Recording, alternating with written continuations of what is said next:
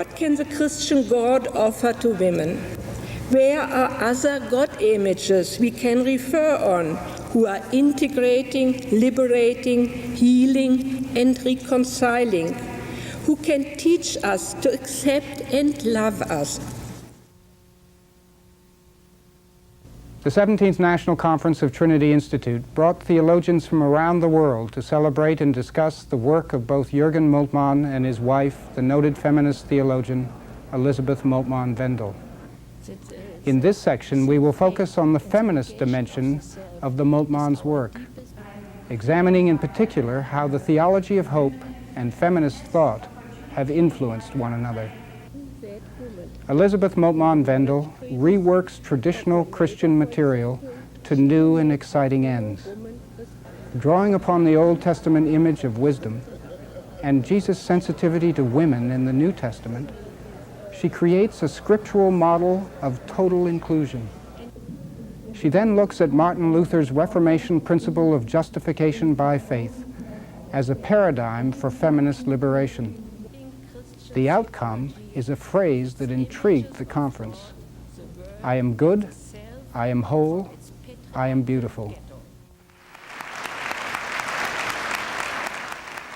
The God of the Sermon on the Mount, who lets the sun rise on the evil and the good, and who sends rain on the just and unjust, is such a matriarchal, all-embracing, unconditionally loving God. Those who live out of the power of this matriarchal God are accepted with their whole existence, with skin and bones, with inner and outer, with the so-called negative and the so-called positive.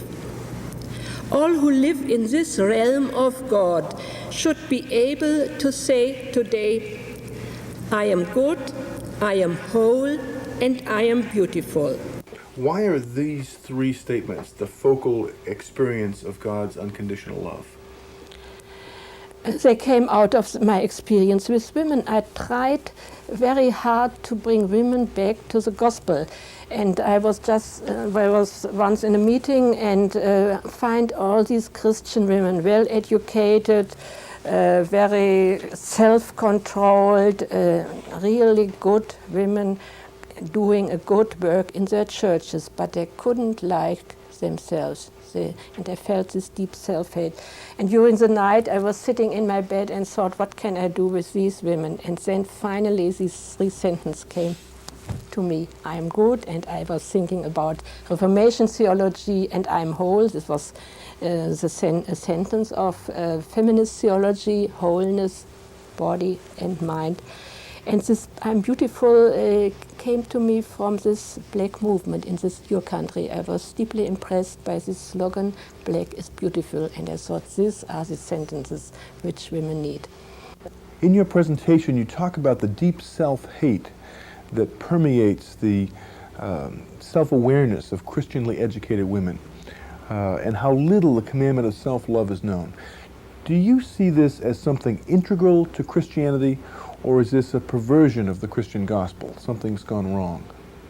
I think in the beginning of Christianity, in the early churches, women were full accepted. Jesus had close connections to all kinds of women, wealthy women, poor women, discriminated women. I think there was something of this liberating gospel working. But as Christianity became close connections to patriarchal societies, the value of women is going down. And so we are now at the end, as I see, of a patriarchal culture, and we are now becoming aware how this minor value of women, this discrimination of female values is now overwhelming us, and women don't like themselves. You talk about the concept of justification as the key to turning this around. I think the liberating gospel has now a new strength to bring women back to their origins and can change all things can turn around, their self-hate into self-love. They can accept now themselves holistically. What she points out, very rightly, is that women have been taught self-sacrifice so that they have never even discovered who they are as selves in order to sacrifice them. Now, this is a very important element. Jesus said, love the Lord your God with all your heart, soul, mind, and strength, and your neighbor is yourself. The self is important here, and it may be we will never be able to sacrifice with Christian intelligence until we know who we are as selves in order to have a self to sacrifice. If I am whole, become whole again, become body, sense body, and live bodily, I can also sense nature again and rediscover earth anew. Then out of dominion in myself and beyond it can grow friendship. This is not a successful retreat into a false harmony with the universe. Quite the opposite. This shift produces conflicts because if I am whole, I suffer under the non-wholeness of creation and have the right and the duty to protest that this creation is no longer whole. From justifications comes sanctification, said the theological fathers. By being whole, we are pulled into conflicts which shapes our lives. What do you see as her primary contribution to theology thus far?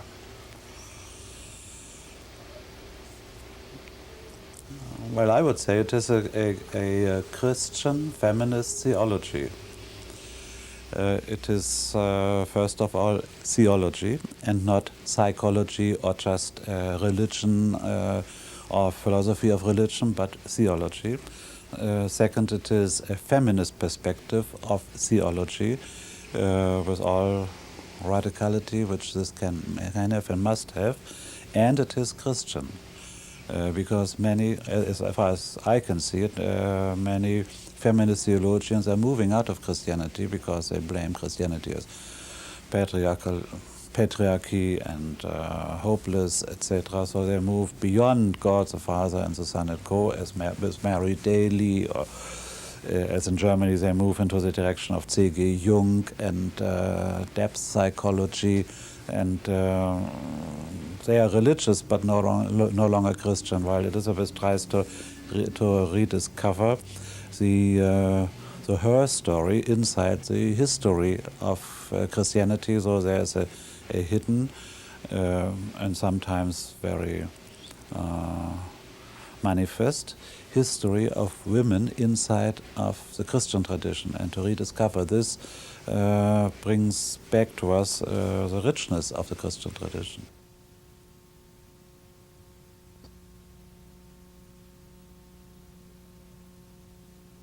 The issue of authority, who and what you appeal to settle a dispute, is critical for theology.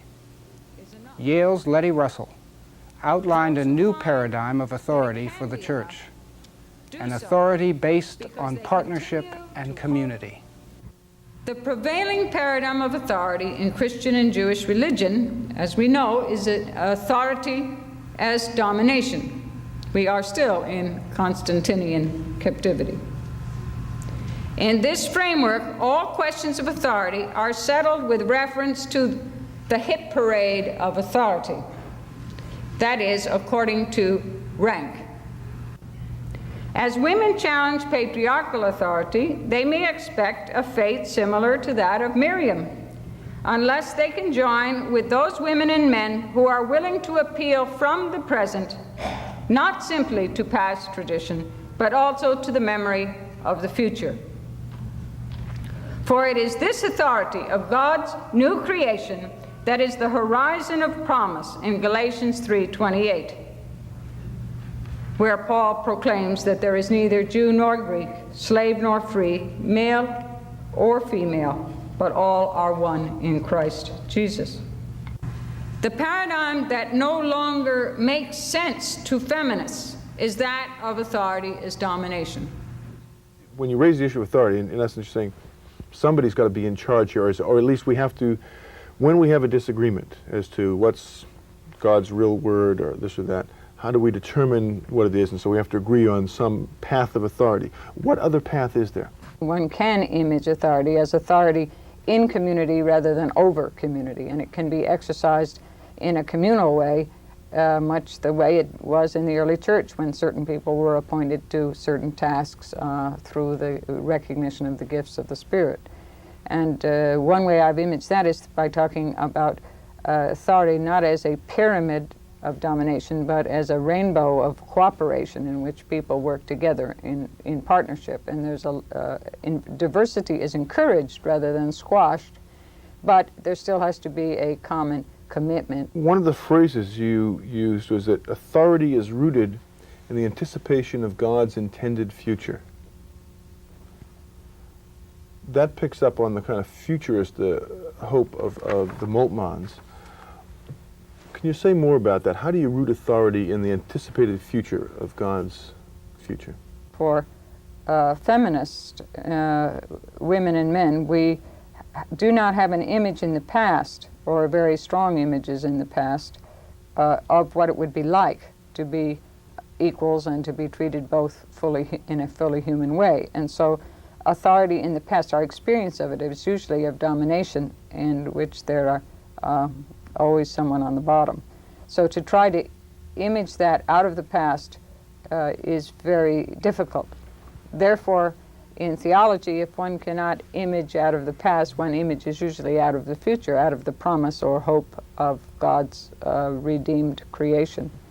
So the authority of the future, for me, is important for feminist theology because of this negative area, but it's also important because I think that, along with Jürgen Moltmann, that we live out of our vision or our hope for a world of justice and shalom, and that helps to transform the present. The authority of the future is a key to feminist theology because it is this eschatological understanding that provides a way of working with a patriarchal tradition that has long since built the Master's house without the voices of women, children, and slaves. The Bible appears in most instances to be hopelessly patriarchal.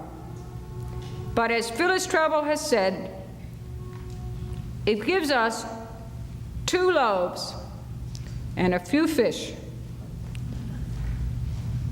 and that is enough. Those who find that it can be enough do so because they continue to hope in God's promise of the more to come. Okay. I don't know what the role of men is in this feminist theology and in this feminist movement. I have sometimes some imaginations what the role of men can be, but I don't want to take upon me the old mother role, mothering all people, mothering men, and give them advice how they should live.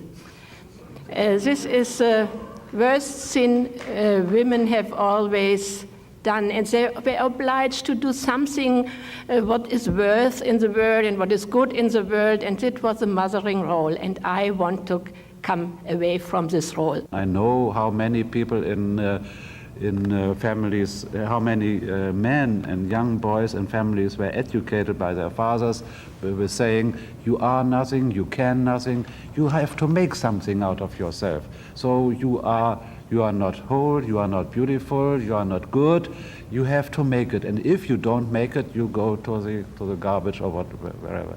I think this is terrible and was a terrible education for men. And I feel some signs of freedom coming out of the feminist liberation theology for myself and for men, for my brothers. A man can be a feminist as well as a woman, and a feminist is someone who is an advocate of the full humanity of women and men together.